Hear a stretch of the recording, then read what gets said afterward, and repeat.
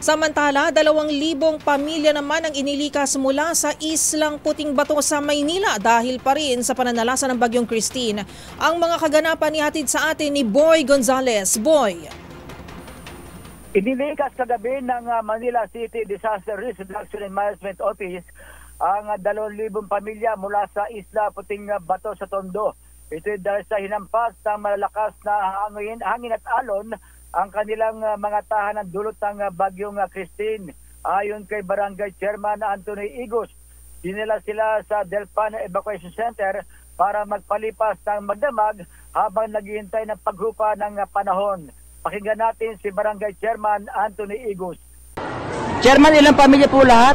Almost nasa tansya namin, nasa 2,000 pamilya po, head of the families. Ito po yung kabuuan ng Purok 1, Purok 2, Purok 3, Purok 4, Purok 5 sa kaabahan ng Isla Puting Bato po sa tabing dagat. Ibig sabihin, ilang individual po yun? Tansya ko, almost nasa doble, nasa 4,000 o 5,000 individual. Agad naman namahagi ang Manila Social Welfare Department ng mga relief goods. Kanina, binisita naman sila ni Manila Mayor Hani Lacuna upang magbigay ng iba pang tulong.